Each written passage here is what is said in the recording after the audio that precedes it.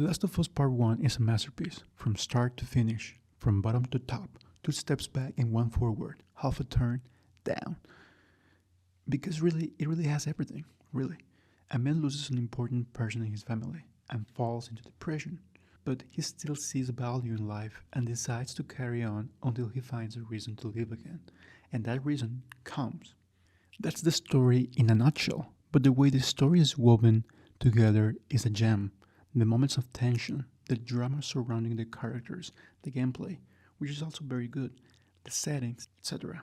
The Last of Us Part 1 has a justified story, and the events within it are coherent. Mind you, they are coherent, but they are not perfect, and neither is it a reflection of reality. Many want to connect The Last of Us as a realistic work, but no, it is not. Any work created by a human being will never be realistic.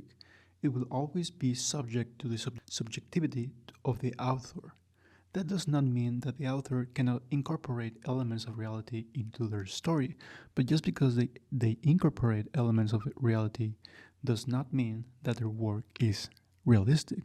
It is still a work of fiction and is subject to the rules that the author establishes in that work. In The Last of Us Part 2, we realize this truth when we see Joel make a very, very, very strange decision. Seriously? Without questioning it. In an apocalypse, all for a message, all for wanting to force their beliefs. They had already established the rules in their first work. They can no longer impose their beliefs in a simple way. The decision was idiotic. Killing Joel, wow, he deserves it. The thing is, he also did bad things. In The Last of Us, karma always exists. Karma in an apocalypse? Isn't revenge bad? Doesn't it kill the soul and poison it? What kind of bullshit is that? He got to that age by being a badass. He did what he did to survive. If you have such high morals that you wouldn't do that, then you wouldn't survive. Period. But he wanted to survive and he did. Why? Because he was capable of being strategic. He had experience in social interactions in that apocalyptic context. The guy was smart and knew what was up. Otherwise, he wouldn't have survived, and we wouldn't have Joel in The Last of Us Part 1. Do you understand what I mean?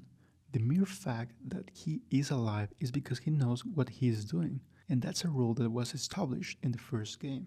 And that same thing is lost in the second game. The rule is broken, and the consistency is broken. The author wants to force their beliefs, to do some kind of brainwashing, and the work can no longer follow its natural course. The work becomes a manifesto, and that's a lot of crap.